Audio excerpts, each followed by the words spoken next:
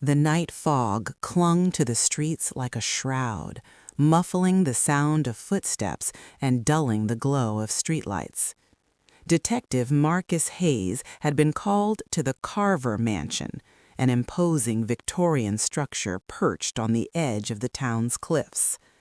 The call came at 11:47 p.m., and from the moment he turned down the winding driveway, he felt the weight of something extraordinary had occurred. The mansion, illuminated only by sporadic porch lights, seemed almost alive, its windows like dark eyes watching him approach. Inside, chaos had been meticulously contained. Police tape fluttered lightly in the draft, and officers murmured to one another as Marcus ducked under the yellow barrier. The body of Evelyn Carver lay in the center of the study, sprawled on the oriental rug as though frozen mid-gesture. The pose was unnatural, almost deliberate, and her eyes stared wide and unblinking at the ceiling. Marcus crouched beside her, noting details that everyone else seemed to overlook. No signs of forced entry, no struggle, no obvious cause of death. It was as if she had simply ceased to exist. Yet the room whispered of secrets: shattered glass from a family photograph, a faint smear on the desk where her hands might have rested, and a small, nearly invisible scratch on the polished floor near a hidden panel. "Detective Hayes," called Officer Trenton, a young recruit who had been working the scene. "The neighbors said they didn't hear a thing, no screams, no alarms, nothing." Marcus straightened, brushing past her statement with a subtle frown. Silence often spoke louder than words. Whoever had done this had known exactly what they were doing. The smooth precision of the scene hinted at a perpetrator who wasn't reckless, someone who wanted to control every detail. He turned his attention to the desk. Among the scattered papers and unopened letters, a small leather-bound diary caught his eye. The pages were frayed, some smudged, and the last entries, written in hurried script, sent a chill down his spine. Evelyn had written about feeling watched, about shadows that followed her from room to room, and threats whispered in the corridors of her own home. But 3 days before her death, the writing abruptly stopped. Marcus's jaw tightened. He had seen similar patterns before, in cases where the victim knew their killer, but something about this felt personal, intimate, a betrayal that cut far deeper than simple motive. He stepped back and surveyed the room, noting the elegant opulence of the space: a crystal chandelier, shelves lined with rare books, portraits of Carver ancestors staring down with painted judgment. Everything screamed wealth, comfort, normalcy, but behind that veneer lurked darkness no one had anticipated. "Did she live alone?" asked Marcus quietly. "Her husband, Victor Carver, is here, sir, and a few staff members," replied Trenton. "All claimed they were asleep when it happened." Marcus frowned.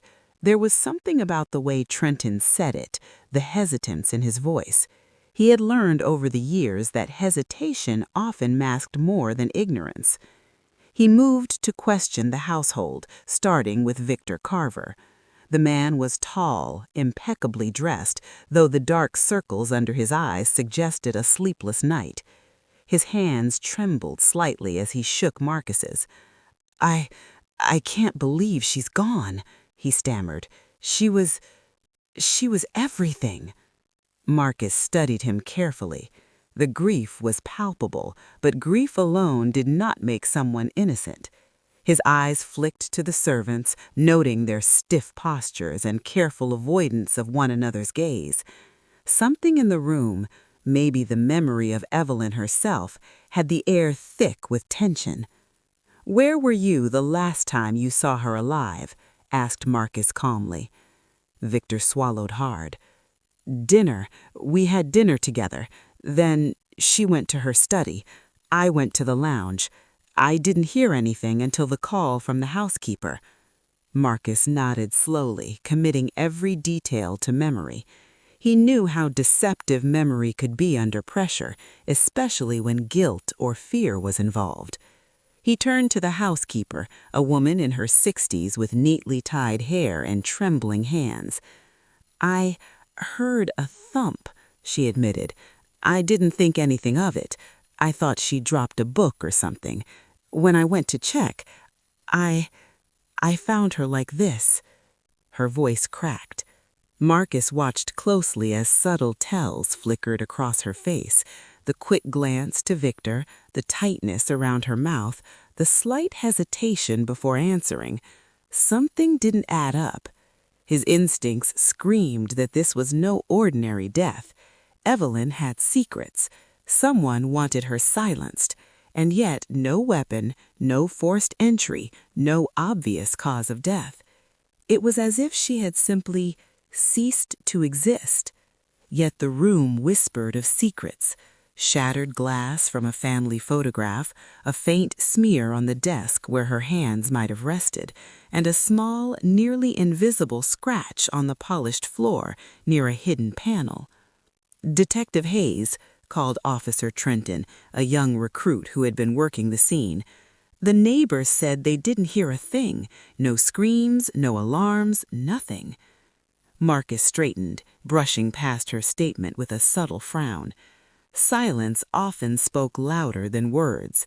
Whoever had done this had known exactly what they were doing. The smooth precision of the scene hinted at a perpetrator who wasn't reckless, someone who wanted to control every detail. He turned his attention to the desk. Among the scattered papers and unopened letters, a small leather-bound diary caught his eye. The pages were frayed, some smudged, and the last entries written in hurried script sent a chill down his spine. Evelyn had written about feeling watched, about shadows that followed her from room to room, and threats whispered in the corridors of her own home. But 3 days before her death, the writing abruptly stopped. Marcus's jaw tightened.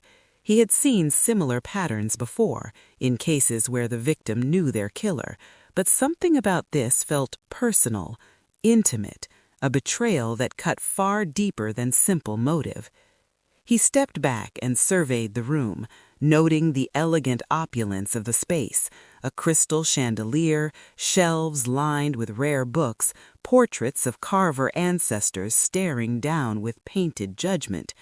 Everything screamed wealth, comfort, normalcy, but behind that veneer lurked a darkness no one had anticipated. "Did she live alone?" asked Marcus quietly. "Her husband, Victor Carver, is here, sir, and a few staff members," replied Trenton. "All claim they were asleep when it happened." Marcus frowned. There was something about the way Trenton said it, the hesitance in his voice. He had learned over the years that hesitation often masked more than ignorance. He moved to question the household, starting with Victor Carver. The man was tall, impeccably dressed, though the dark circles under his eyes suggested a sleepless night.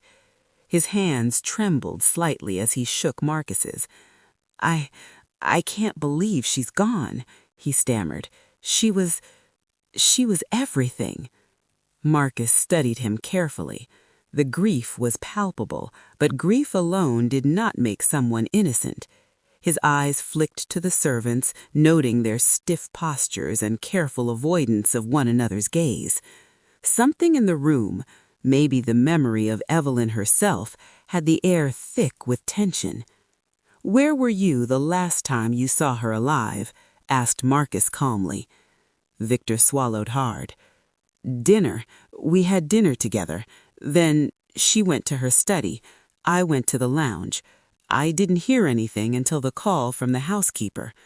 Marcus nodded slowly, committing every detail to memory.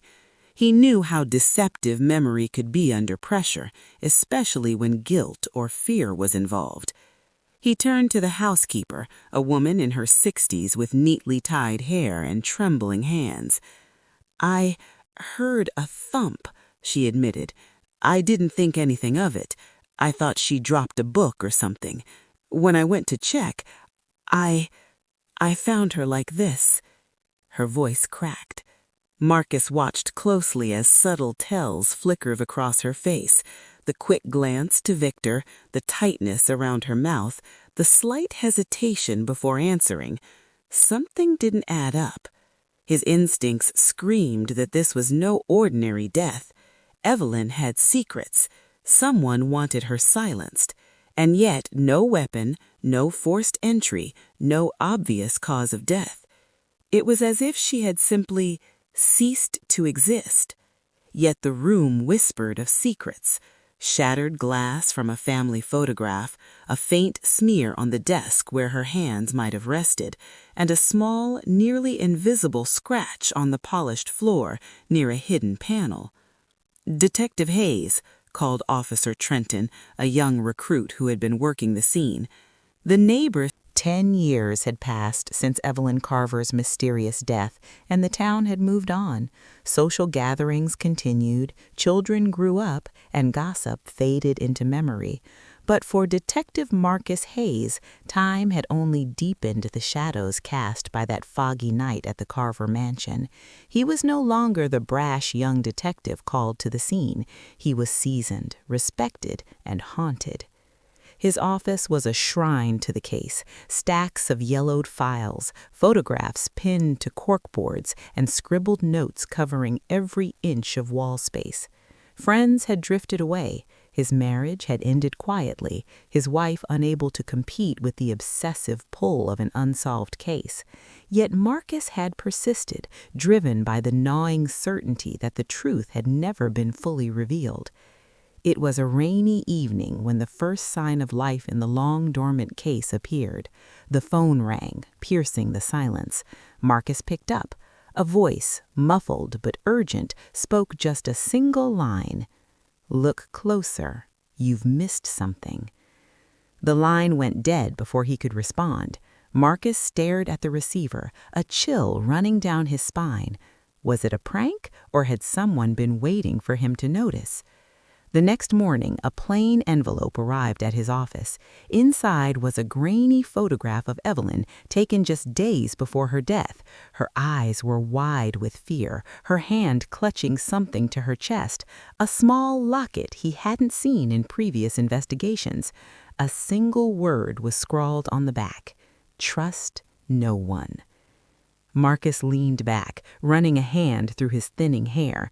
This was no coincidence. Someone knew the case was still alive in his mind. Someone was trying to guide him or taunt him.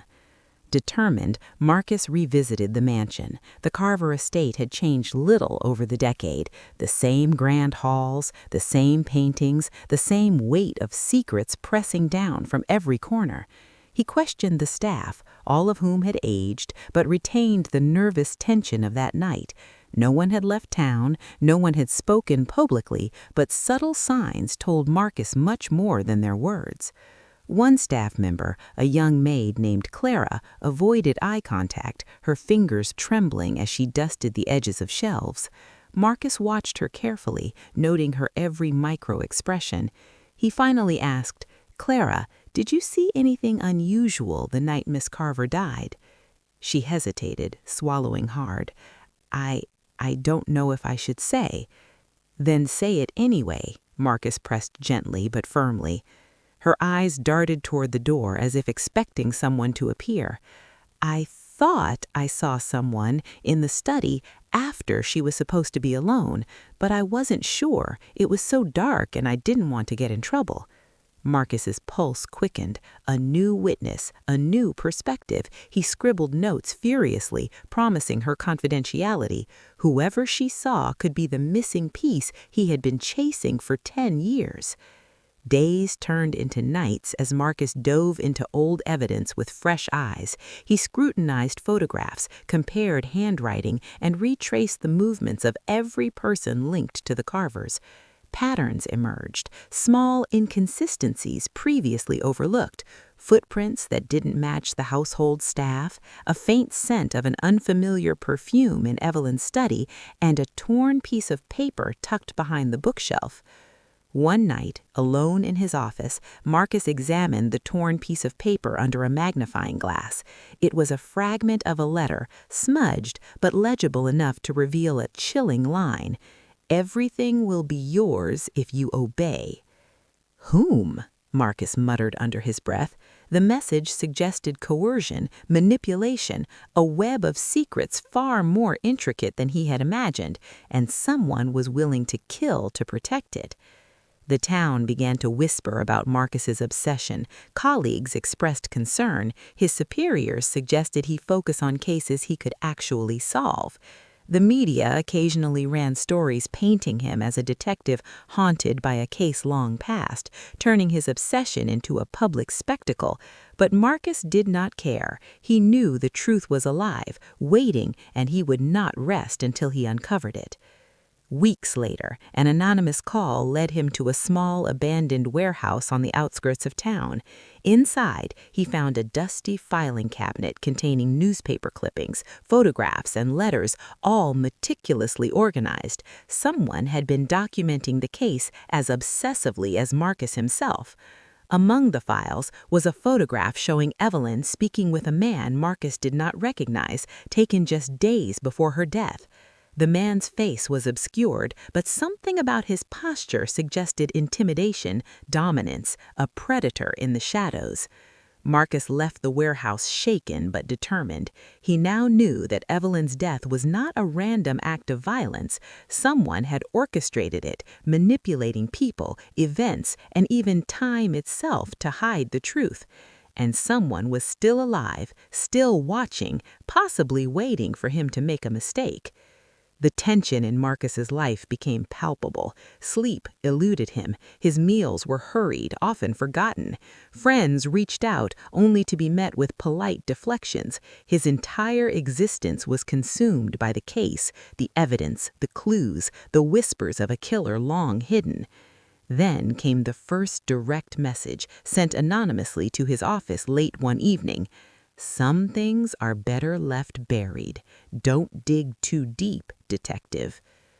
Marcus read the note over and over, anger and curiosity warring inside him. Who would threaten him, and why? He had already spent 10 years digging. Was this a warning or an invitation? Despite the threat, he continued. The obsession had become more than duty. It was a personal crusade. Every day brought new insights, overlooked details in the autopsy report, subtle inconsistencies in witness statements, a faint smell of smoke on Evelyn's personal belongings that did not belong. Marcus began to piece together a timeline, a glimpse of the final days of Evelyn Carver, shadowed by manipulation, fear, and an unseen hand guiding her to her death. By the end of the decade, Marcus had changed. He was sharper but wearier, his instincts keener but his heart heavier. And though the world had moved on, he remained fixated on one truth. Evelyn's death was not an accident, and the person responsible had never been caught.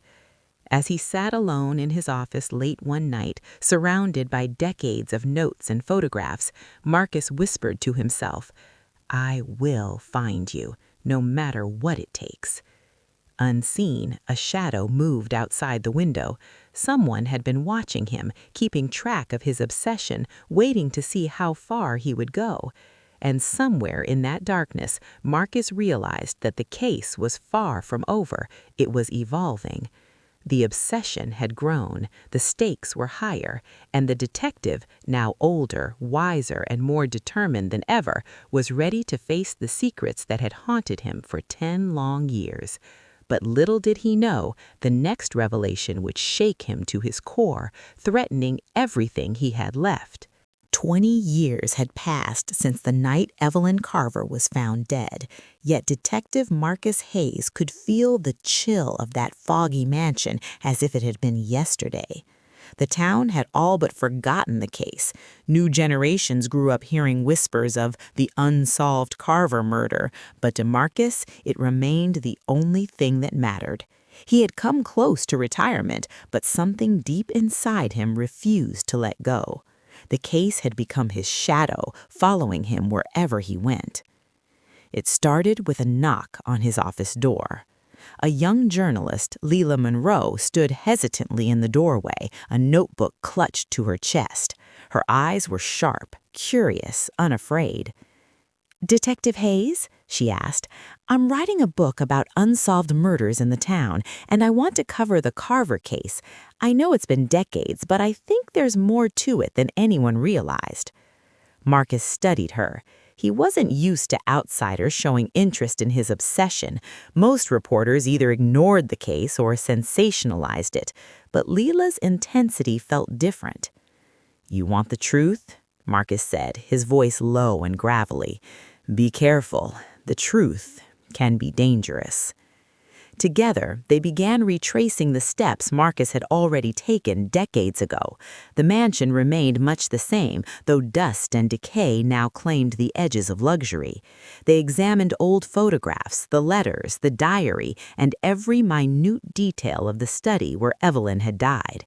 It was in the study that Marcus noticed something that had eluded him for years, a faint residue on the edge of Evelyn's teacup, one that modern forensic technology could now analyze. He sent it to the lab. When the results returned, his blood ran cold. Traces of an unusual chemical, an exotic toxin rarely found outside laboratories, were detected. Someone had deliberately poisoned her.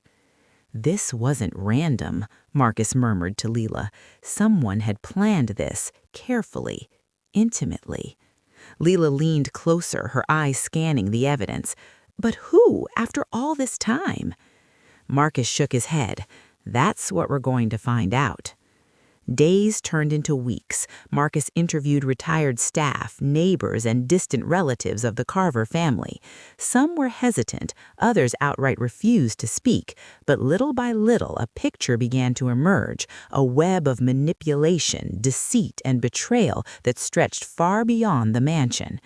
Evelyn had been afraid not just for herself, but for someone else, someone vulnerable, someone close. Then the threats returned. At first, subtle, a window left unlocked, a file tampered with, a shadow glimpsed outside his home. Then more direct, an envelope slipped under his door with a single message typed neatly inside. "You're too close. Stop digging."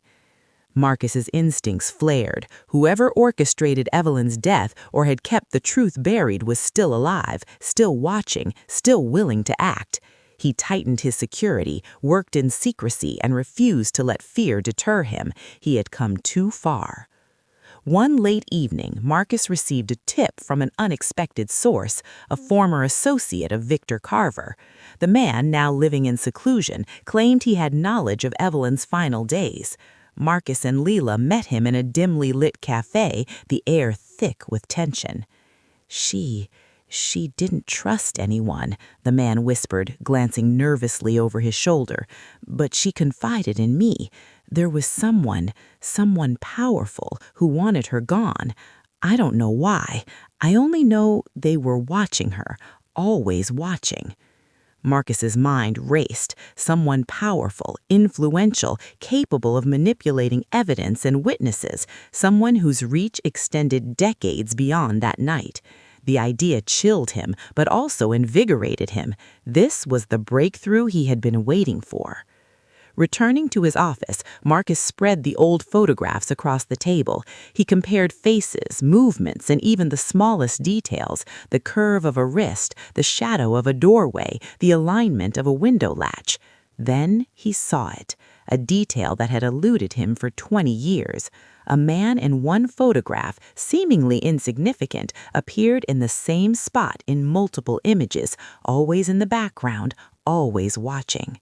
His heart pounded. This was no random figure. This was someone deeply involved, someone who orchestrated events from the shadows. Marcus and Leila began to dig into the man's history. They discovered financial transactions, strange travel patterns, and connections to people who had disappeared shortly before and after Evelyn's death. The deeper they went, the more dangerous it became. Someone noticed. Marcus's car was tampered with one night. A note appeared in his mailbox with a single word: "Leave." But Marcus refused. The case had defined him. He had spent decades chasing ghosts, and he would not be intimidated now. Then, one morning, a new twist shook him to his core. A former suspect, long believed to be innocent, was found dead, posed eerily like Evelyn had been, his hands carefully placed over his chest, eyes staring at the ceiling as if frozen in time. A message scrawled nearby read, "History repeats." Marcus stood over the body, a cold realization settling over him. Someone was continuing the pattern. Evelyn's death had never been a singular event. It was part of a long, calculated plan. The killer or killers were still at work. The town, oblivious to the danger, went about its day unaware of the sinister orchestration beneath its calm surface. Marcus knew that time was running out. He had to identify the mastermind before anyone else was killed, before another life was lost to the same calculated cruelty. As night fell, Marcus and Leela returned to the Carver mansion, retracing Evelyn's final steps. Lightning flashed, illuminating the grand study in stark white light. Shadows seemed to twist along the walls, and the air was heavy with memory.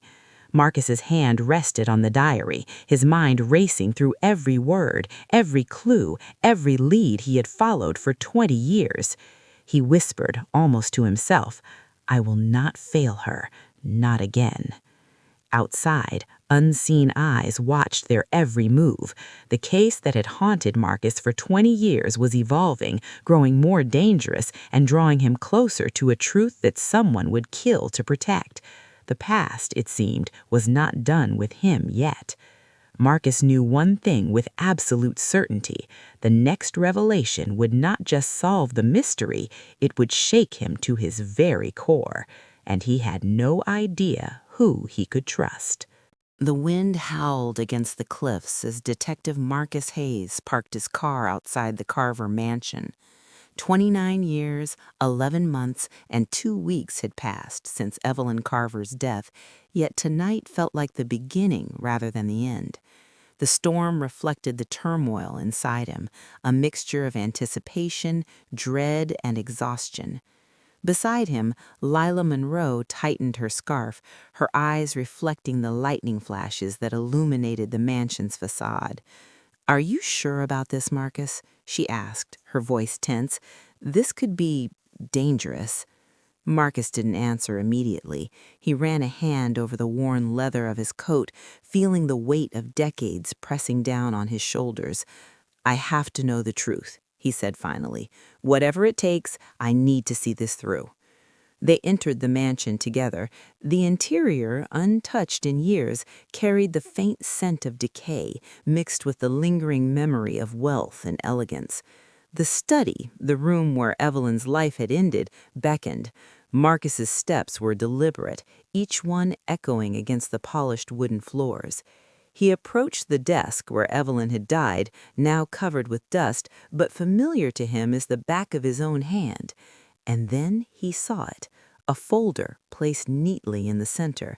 No fingerprints, no disturbance, as if it had been left deliberately for him. Marcus opened it.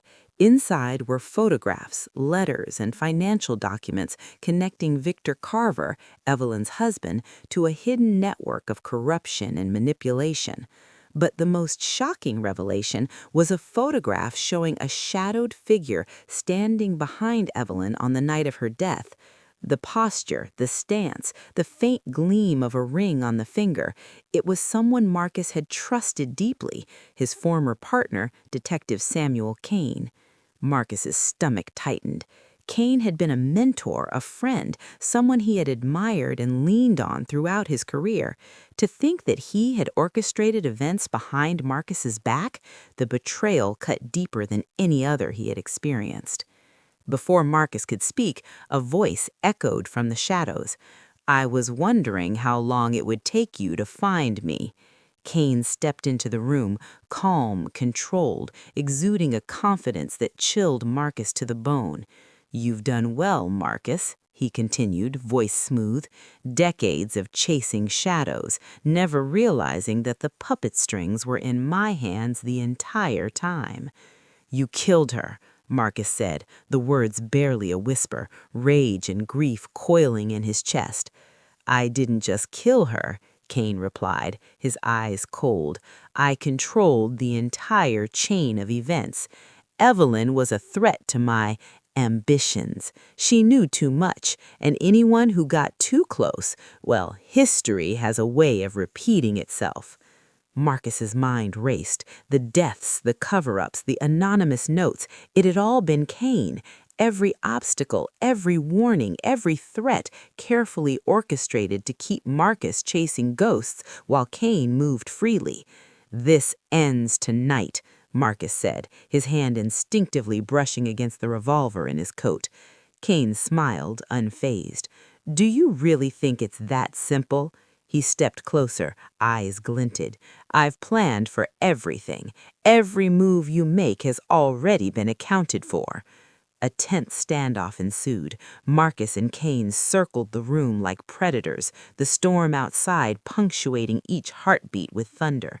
Papers scattered in the draft, lightning illuminated every detail, the hidden panel Marcus had discovered decades ago, the faint scratches still visible on the floor, the desk where Evelyn's life had been stolen. You always cared too much about doing the right thing, Kane said. That's why you never saw it coming. Marcus's jaw tightened. Right and wrong don't matter anymore. You're going to answer for this. Suddenly, Kane lunged, trying to disarm him. Marcus reacted instinctively, their struggle violent but controlled, the years of training and instinct balancing against betrayal and cunning. They fought across the room, crashing into furniture, the storm outside rattling windows as if echoing their struggle. Finally, Marcus managed to gain the upper hand, pinning Kane against the desk. It's over, he said, voice low but unwavering. Kane smirked, blood trickling from a cut on his forehead.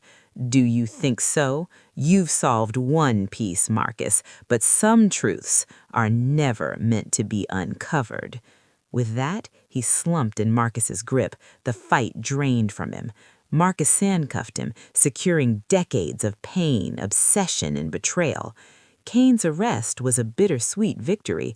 Justice had been served, but the cost was immense. Years of obsession, broken relationships, sleepless nights, and the haunting memory of Evelyn Carver. The following weeks were filled with revelations. Kane's confession exposed a web of corruption, manipulation, and greed that extended far beyond Evelyn's death. Marcus worked tirelessly alongside investigators and journalists, including Lila, piecing together the final pieces of the puzzle.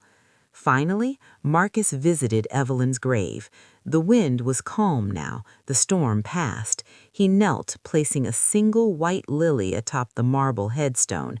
It's over, he whispered. You have justice now. Yet even as he spoke, he noticed something tucked into the edge of the grave, a small, anonymous note. He unfolded it. You found one truth, but not all of them. Marcus's chest tightened. Despite the arrest, despite decades of work, the lingering threat suggested Kane might not have been acting alone, or that others were still out there protecting secrets some would kill to keep. He folded the note slowly, his gaze lingering on Evelyn's name.